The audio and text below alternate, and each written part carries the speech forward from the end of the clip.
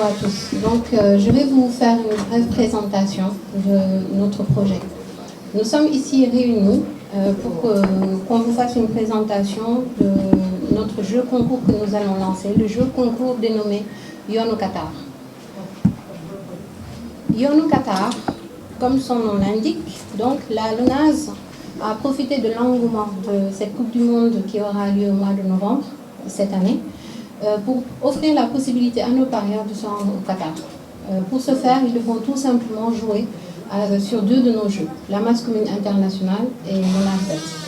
Cette promotion durera 3 mois, donc elle va démarrer aujourd'hui, c'est le lancement, ce 18 juin. Et donc tous les mois, il y aura un tirage au sort qui sera donc réalisé. Et nous allons réaliser ces tirages au sort en direct, on vous invitera. Et donc les parieurs pourront voir les personnes qui ont eu, qui ont la chance, donc qui auront la chance d'aller au Qatar. Tous les mois, donc, nous offrirons la possibilité à ces parieurs de gagner des billets d'avion. Et le séjour sera totalement pris en charge par la LONASE. Donc, comment jouer? Les parieurs joueront à travers, comme je l'ai dit tout à l'heure, le réseau physique avec la masse commune internationale. Il suffit de se rendre au niveau de nos kiosques, magasins ou PLR, de jouer un ticket à hauteur de 2000 francs. Il faudra ensuite se rendre sur notre plateforme. Pour ce faire, nous avons créé des QR codes. Au niveau de tous les points de vente, nous avons des QR codes qui sont disponibles. Donc, il suffira d'utiliser ces QR codes pour se rendre sur la plateforme. Ensuite, le parieur devra inscrire son numéro de ticket, son prénom, son nom, son numéro de téléphone. Et automatiquement, le lendemain, ils recevront un message qui leur confirmera leur présentation. Le lendemain, parce que évidemment, nous allons procéder donc à des vérifications pour voir si les tickets sont valables.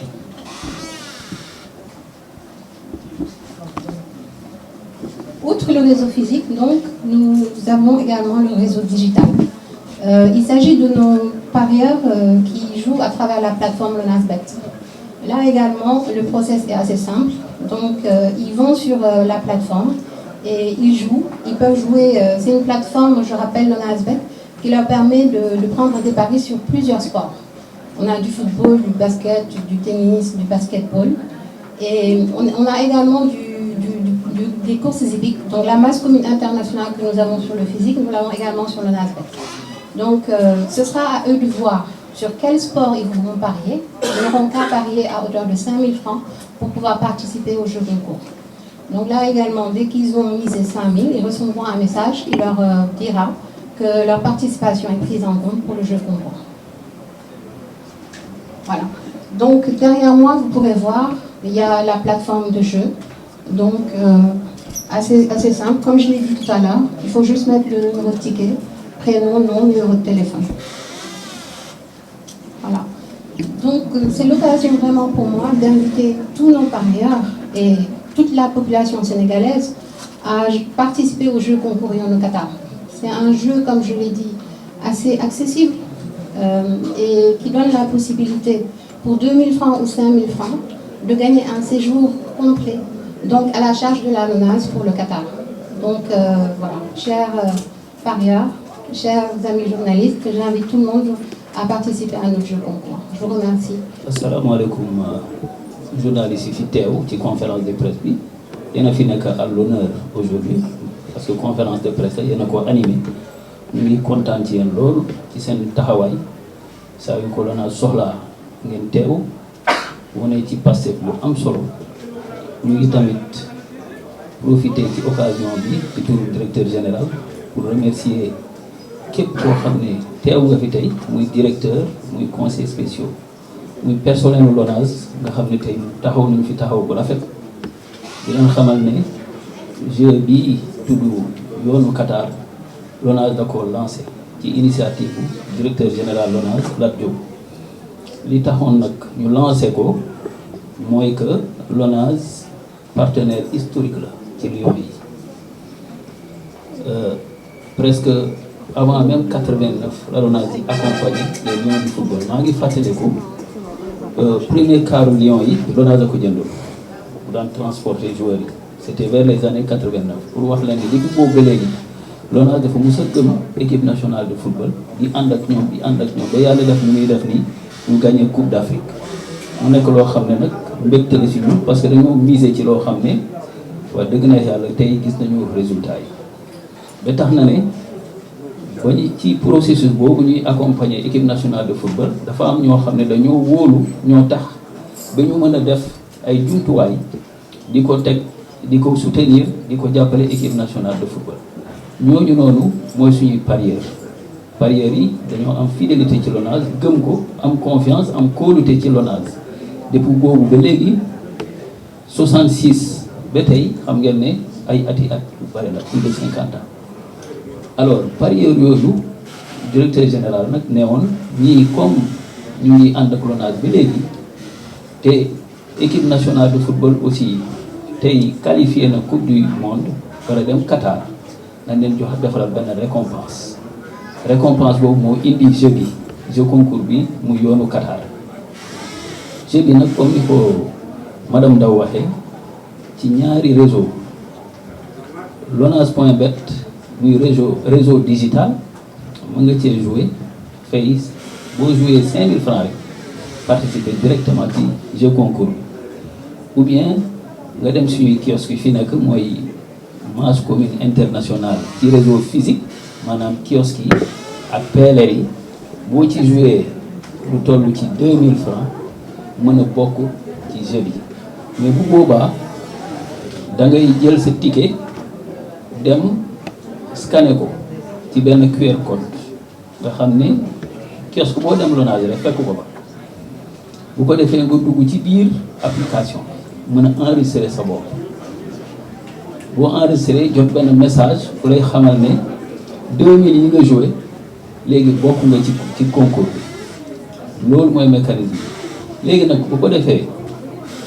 loolu noonu ñuy jox suñu parieur bi dana leen permettre ñu dem Qatar LONASE moo leen di yóbbu billet aller retour buñ fa àggee aussi bu ñuy déplacé wu frais d'hôtel hébergement LONASE moo leen di jël en charge tant que équipe nationale de football mu ngi foofu kon nag nañu ñaan équipe nationale de football continue et final bu ko defee parieurs yi mën faa toog ci jamono jooju déplacement yi ñuy def aussi ci biir di dem stade LONASE moo koy jël en charge kon xam ngeen ne cadeau bu am solo la boo xam ne tey ñu ngi koy jagleel suñu parieur waaw ci biir wax jooju ci biir question yi pardon mu amoon seen benn naataangoo journaliste wax ne LONASE mu ngi liggéey ak ay partenaires di xalaat ay parieurs waaw LONASE ana lu mu réserver presse bi ñu ne leen ci suñu biir xalaat LONASE dafa am ay procédure boo lancé jeu concours dafay am objet boo xam ne ci ngay liggéey ba mooy lañ leen expliquer sànq processus boobu bu ko defee nag yéen nga xam ne yéenay suñuy partenaire bu fekkente ne namm ngeen gungee tamit processus bi da ngeen di def demande bu ko defee directeur général saytu ñu xool nu leen di jàppale ci loolu beneen bi aussi mooy question bu ñu mujj posé mooy lu tax est-ce que ci réseau digital bi rek lañuy jouer pour mën a bokk ci jeu concours ñu xamal ne leen ci ñaari réseau yëpp la ñii nekk digital mën nañoo jouer mais seen minimum 5000 francs junni la ñuy mën a jouer pour mën a bokk ci concours bi ñi nekk ci réseau physique bi minimum 2000 francs la ñuy mën a jouer pour mën a bokk ci concours bi te loolu day wonee ne dafa am lu ñuy naan ci tubaab discrimination positive parce que ñi nekkoon ci physique ba ñu ñuy gunge depuis ay at digital bi ba mu ñëwee yàggut bu ko defee pour aussi ñu permettre leen ñu bokk ci affaire bi en masse ba pare xaw leen a beral loxo tuuti moo tax ñu wàccee affaire bi def ko 2000 donc loolu moo newoon defe naa résumé. fédération léegi nan la la jàppale fédération football. nan la mën a jàppale fédération football. waaw mu may fàttali benn question bu am solo mooy LONASE aussi xam ngeen ne dañuy jàppale fédération de football ci ay subventions ci ay accompagnement ci ay primes d'objectif ñu ngi ci lool mais beneen wàll bi nga xam ne Senghor waxoon na ko sànq mooy aussi équipe ba aussi faw ñu gunge leen ci ay supporters yéen boo leen fàttale ko bu baax ci finalu Cameroun bi LONASE loué na fii avion boo xam ne dafa yóbbu ay supporters loolu yëpp pour jàppale équipe nationale de football bii aussi occasion la pour ñun au-delà de jeu bi ngay gagné au-delà de prise en charge bi beneen idée forte bi ci nekk mooy aussi dañuy accompagner équipe nationale ci supporters yi nga xam ne dinañ leen mën a jàppale foofu muy Qatar waaw kooku moo ne woon résumé boo xam ne bëggoon naa ko def en wolof faale léegi je